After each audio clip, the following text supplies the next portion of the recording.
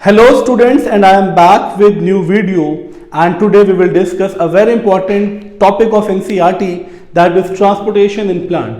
NCERT ने इस topic को बहुत इंपॉर्टेंस दी है, यानी NCERT के जो क्वेश्चंस दिए हैं उन क्वेश्चंस को हम बिल्कुल स्किप नहीं कर सकते because these questions are very important. And NCERT के क्वेश्चंस में इस टॉपिक पे बेस्ड 2 क्वेश्चंस हैं, उन क्वेश्चंस को भी हम लोग डिस्कस करेंगे एंड इस टॉपिक को भी डिस्कस करेंगे क्योंकि transportation in plant is one of the most important topic, क्योंकि ये पूरा जो ट्रांसपोर्टेशन है लाइफ प्रोसेस के पार्ट की मैं बात कर रहा हूँ। कंप्लीट ट्रांसपोर्टेशन अगर सिर्फ लाइफ प्रोसेस पे हम बेस्ड रहें तो 2 पार्ट्स में डिवाइडेड है। एक complete transportation of human beings which includes blood circulatory system and lymphatic system, and the second transportation is of plant। तो साफ साफ जूलॉजी को एंड बॉटनी को डिफरेंशिएट किया गया है यहाँ पे। ओके, तो it's a part of botany transportation in plant. So let's start the session because this session is going to be very interested. So एक क्वेश्चन है मेरा बहुत सिंपल सा इस टॉपिक को स्टार्ट करने से पहले कि why there is a need for transportation in plants. Plants में ट्रांसपोर्टेशन की जरूरत क्या है? अगर आप इस टॉपिक को थोड़ा सा सोच के अपने आंसर्स दें तो शायद एक प्रोसेस आपने कई बार पढ़ा है, and that process is photosynthesis. And photosynthesis में एक रॉ मटेरियल आपने पढ़ा है वाटर। अब एक बात बताइए, process of photosynthesis takes place in the green parts of the plant, यानी पूरा process green parts of the plant पे हैं। अब मेरे पास ग्रीन मार्क करने से मैंने ब्लू से इसको मेंशन किया है लीफ पार्ट को, एंड लीफ को मैं यहां green parts of the plant मान रहा हूं। तो फोटोसिंथेसिस का process green parts of the plant में होगा, एंड देन ये पूरा प्रोसेस कंप्लीट होने के बाद जो एंड प्रोडक्ट बनेगा इन the form of glucose, sucrose, whatever means the carbohydrate components or the organic compound, वो पूरा ऑर्गेनिक कंपाउंड, या डायरेक्टली अगर मैं इसको बोलूं तो it is food which is prepared by the process of photosynthesis, और उस फूड का ट्रांसपोर्टेशन होता है from the green to the non green plants. ये जो स्टेम आप देख रहे हो in the form of branches, in the form of bark, in the form of roots, these are the non green plants. यानी एक चीज तो क्लियर है कि फूड का ट्रांसपोर्टेशन होगा from the green parts to the non green plants. अब एक ऑब्जेक्टिव तो हमें मिल गया कि ट्रांसपोर्टेशन होगा। क्यों होगा? क्योंकि फूड की प्रिपरेशन ग्रीन पार्ट्स में होती है, एंड ग्रीन पार्ट से इसको नॉन ग्रीन पार्ट में ट्रांसपोर्ट करना पड़ेगा। अगर नहीं ट्रांसपोर्ट करेंगे तो प्रॉब्लम क्या आएगा? प्लांट्स पढ़ रहे हैं ना हम लोग, एंड प्लांट्स के बारे में क्लास 9th में आपने पढ़ा होगा, साफ साफ मेंशन है एनसीईआरटी में कि ये highly evolved multi cellular organism है। अगर ये multi cellular and highly evolved organism है तो इट इज अंडरस्टूड कि it is formed by number of cells, number of tissues. Tissues तो आप लोगों ने पढ़े ही हैं क्लास 9th में, parenchyma, collenchyma, sclerenchyma, xylem and phloem पढ़ा है ना, simple and complex permanent tissue, which indicates कि इस स्ट्रक्चर में भी नंबर ऑफ सेल्स प्रेजेंट है, नंबर ऑफ टिश्यूज प्रेजेंट है, एंड इनको भी अपने सर्वाइवल के लिए न्यूट्रिशन चाहिए। अगर ह्यूमन बॉडी के सेल्स को न्यूट्रिशन चाहिए तो अंडरस्टूड है इन सेल्स को भी न्यूट्रिशन चाहिए होगा। दोनों ही तो यूकैरियोटिक सेल्स है, तो यूकैरियोटिक सेल्स को सर्वाइवल के लिए न्यूट्रिशन चाहिए। अब यहां जो सेल्स प्रेजेंट है या जो यहां सेल्स प्रेजेंट है वहां न्यूट्रिशन कैसे पहुंचेगा? हमारी बॉडी में ये काम तो ब्लड करता है, ब्लड ट्रांसपोर्ट करता है न्यूट्रिशंस को to each and every part of the body. यहां पे ट्रांसपोर्टेशन कौन करेगा? ये भी हम लोग डिस्कस करेंगे।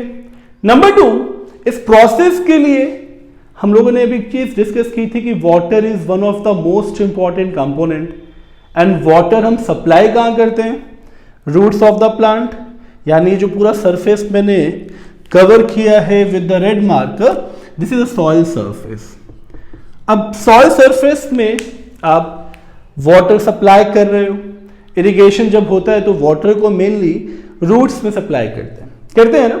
अब वाटर का सप्लाई यहां हो रहा है सॉइल सरफेस में, फिर सॉइल से ये रूट में एंटर होगा, एंड रूट से जब तक ये ग्रीन पार्ट्स में पहुंचेगा ही नहीं, प्रोसेस ऑफ फोटोसिंथेसिस कंप्लीट नहीं हो सकता। इट मींस कि एक ट्रांसपोर्टेशन वाटर का भी होगा, अदरवाइज वाटर ट्रांसपोर्ट नहीं होगा तो प्रोसेस ऑफ फोटोसिंथेसिस नहीं होने वाला। तो दोनों ही ऑब्जेक्टिव क्लियर ना, एक transportation of food from the green parts to the non green parts of the plant, and number 2 transportation of water from the non green parts to the green parts. Clear ना?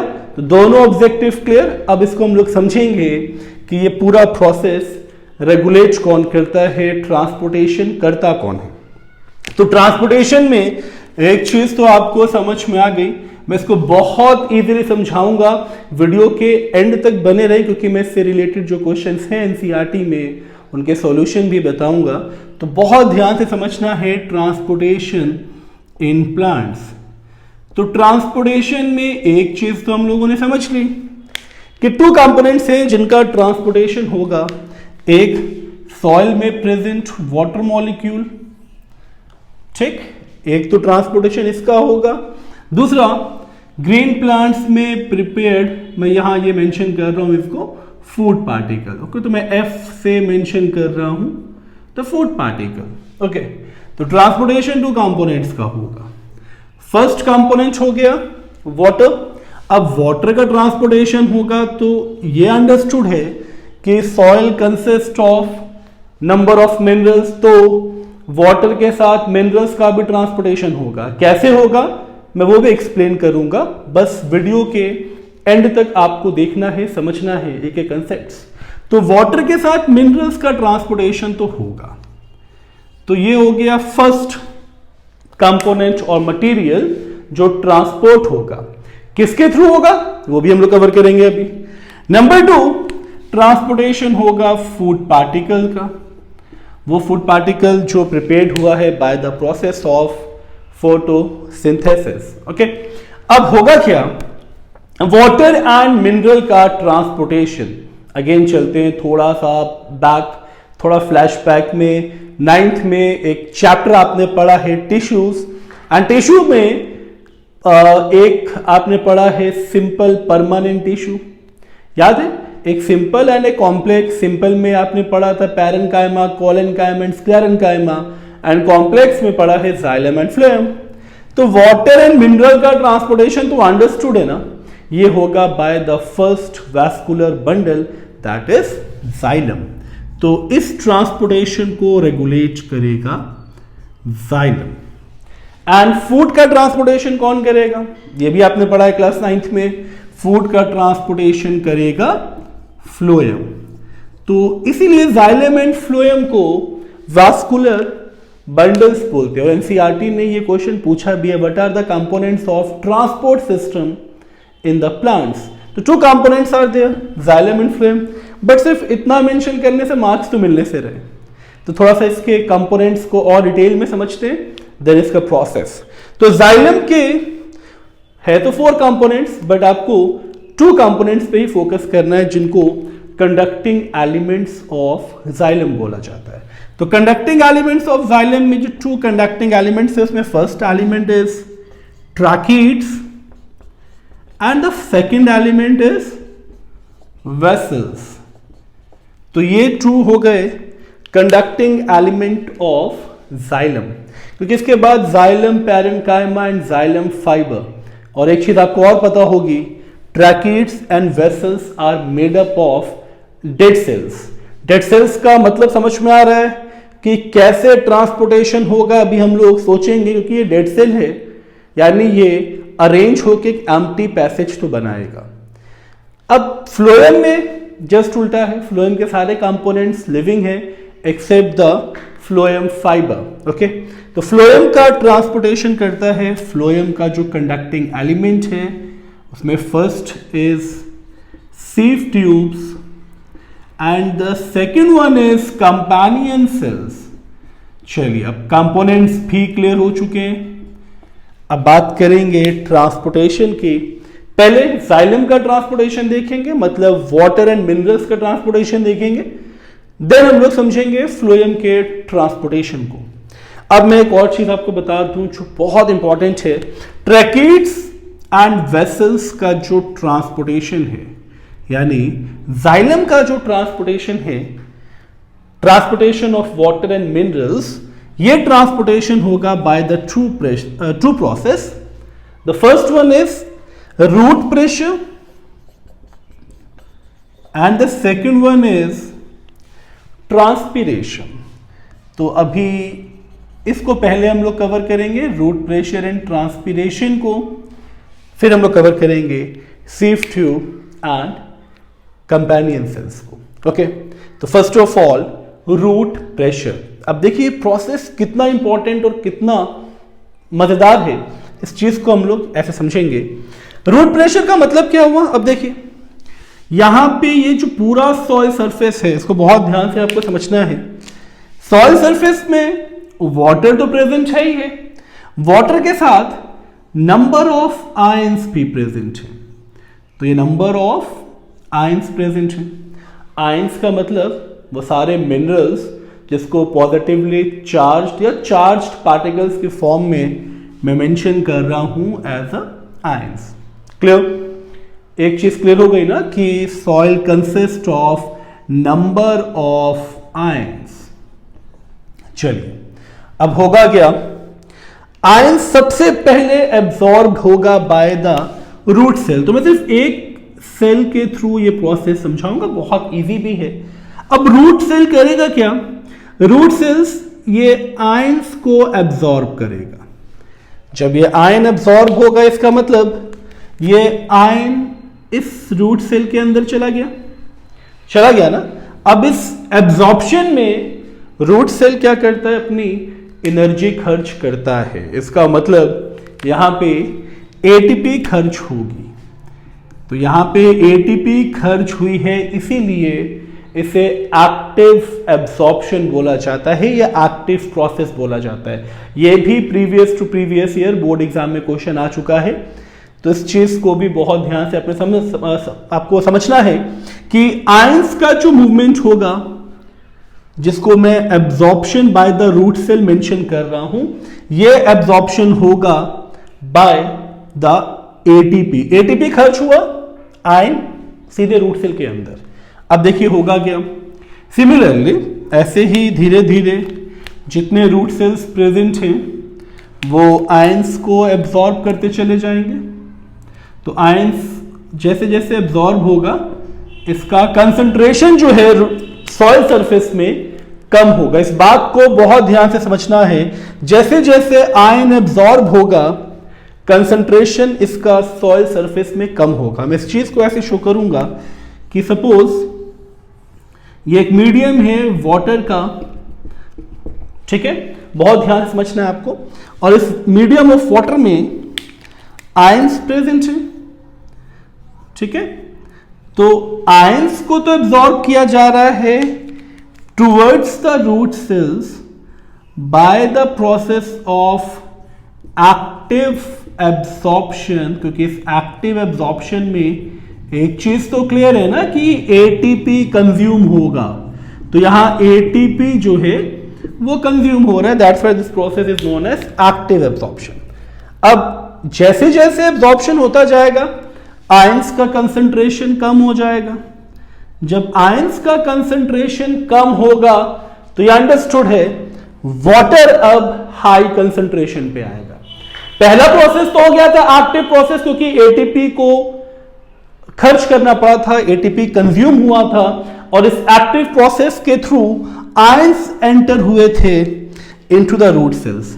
तो पहला movement जो हुआ उससे ions तो enter हो गए, एक एडवांटेज तो ये मिला बाय द एटीपी। सेकेंड चीज क्या हो रही है, जैसे ही आयंस इस अमाउंट में इस सॉइल के सरफेस में कम होंगे, अब क्या होगा, वाटर आ जाएगा हाई कंसंट्रेशन पे। और आप तो ये बात जानते हो ना कि अब पैसिव प्रोसेस होगा, that is movement of substance from the high concentration to the low concentration, which means कि अब वाटर का मूवमेंट होगा वाटर का मूवमेंट होगा by the passive process which indicates, क्या इंडिकेट कर रहा है ये, कि अब ये हाई कंसंट्रेशन से, मैं इसको भी मेंशन कर रहा हूं, हाई कंसंट्रेशन से लो कंसंट्रेशन की तरफ ये मूव कर रहा है। ठीक है, हाई कंसंट्रेशन से लो कंसंट्रेशन की तरफ। तो ये हो गया मूवमेंट ऑफ वाटर। और ऐसे ही ये आयंस को आगे शिफ्ट करता रहेगा, फिर जो इसका एडजेसेंट सेल होगा वहां वाटर का कंसंट्रेशन बढ़ेगा, देन वाटर मूव करेगा from high concentration to low concentration. तो this is the root pressure process. तो इस प्रोसेस को बहुत सिंपली आप मेंशन कर सकते हो, the process by which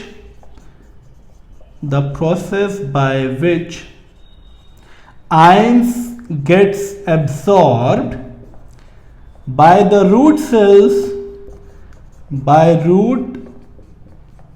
cells, spending ATP, क्योंकि ATP यहां खर्च हो रहा है, तो spending ATP का मतलब भी हो गया it's an active process.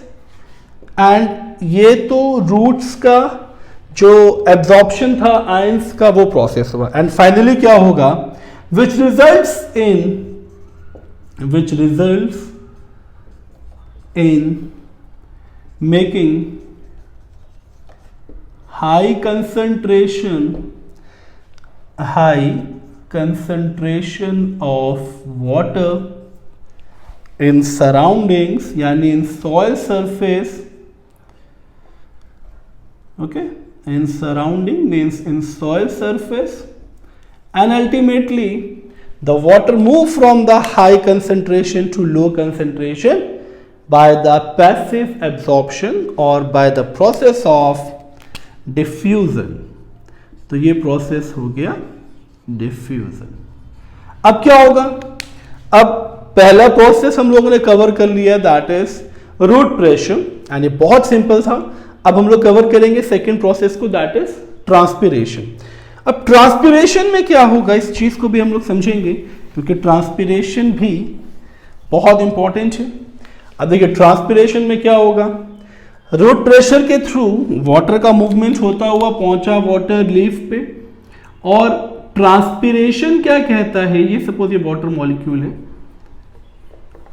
Transpiration क्या कहता है, the loss of water in the form of water vapour from the aerial parts of the plant.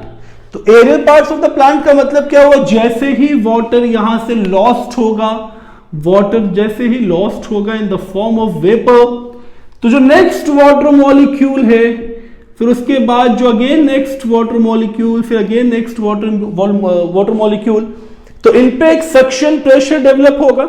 Suction pressure क्यों डेवलप होगा, बिकॉज अगर एक लॉस्ट हुआ है तो ये ऑटोमेटिकली आगे शिफ्ट होगा because of the suction pressure, and this pressure is known as transpirational pull, and ये प्रोसेस भी इंपॉर्टेंट है for the movement of water. तो ट्रांसपिरेशन का मतलब हो गया बहुत simply the loss of water from the aerial parts of the plant. तो एरियल पार्ट्स का मतलब समझ में आ गया होगा आपको, tip of the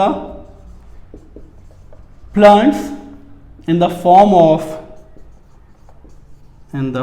of water vapours which exerts, और ये क्या बिल्डअप करेगा, which exerts suction pressure, and that suction pressure builds, ये बहुत इंपॉर्टेंट है, इसको मैं रेड से अंडरलाइन कर रहा हूं, सक्शन प्रेशर बिल्ड्स ट्रांसपिरेशन पुल।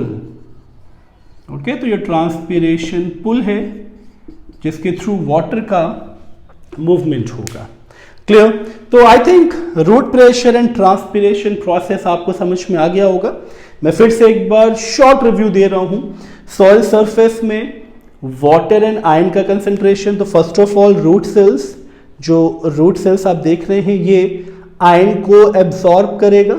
जब आयन को एब्जॉर्ब करेगा तो एटीपी कंज्यूम होगा।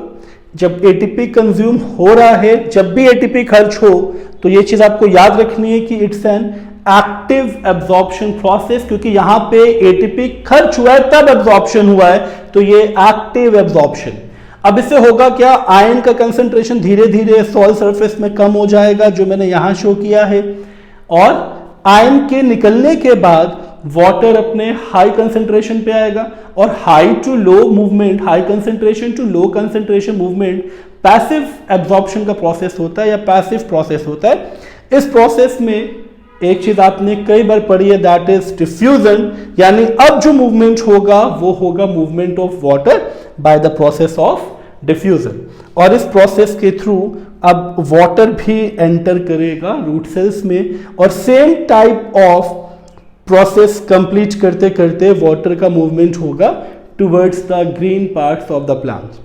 क्लियर? इसका सिंपल एग्जांपल आप ऐसे समझ सकते हैं, मान लीजिए यहां पे वो सेल है जिसमें आयन का कंसंट्रेशन ज्यादा है, ठीक है, क्योंकि ये आयन इसको दिया है इस वाले सेल ने, तो यहां से आयन का मूवमेंट जैसे ही होगा तो ये अंडरस्टूड है ना कि यहां पे वाटर का कंसंट्रेशन बढ़ जाएगा, फिर वाटर भी मूव कर जाएगा bye the process of passive absorption. फर्क क्या है, इस आयन की मूवमेंट का प्रोसेस एक्टिव है और वाटर के जो मूवमेंट का प्रोसेस है, यहां पे वाटर का मूवमेंट है, वाटर के मूवमेंट का प्रोसेस जो है वो पैसिव है। क्लियर? अब ये चीज हम लोगों ने रूट प्रेशर में कवर कर ली है। ट्रांसपिरेशन में क्या होगा? ट्रांसपिरेशन तो बहुत सिंपल प्रोसेस है, loss of water from the aerial parts of the plant. तो वाटर के लॉस्ट होते ही पैसेज बनेगा, नेक्स्ट मॉलिक्यूल आगे जाएगा, जैसे नेक्स्ट मॉलिक्यूल आगे जाएगा फिर इसके एडजेसेंट जो मॉलिक्यूल है वो भी आगे आएगा, और इस तरह से सारे मॉलिक्यूल्स मूव करते रहेंगे, एंड इस प्रोसेस को ट्रांसपिरेशनल पुल भी बोलते हैं। अब हम बात करेंगे फ्लोएम की, एंड फ्लोएम के थ्रू मूवमेंट होगा फूड पार्टिकल्स का, विच is prepared in the leaf portion. तो अब फ्लोएम की प्रोसेस में क्या डिफरेंसेस हैं, इस चीज को हम लोग समझेंगे बहुत अच्छे से, जैसे आपने मूवमेंट ऑफ वाटर समझा है। तो फ्लोएम से हमको मूवमेंट ऑफ फूड कवर करना है, क्लियर ना? तो चलिए अब मूवमेंट ऑफ फूड पे आते हैं।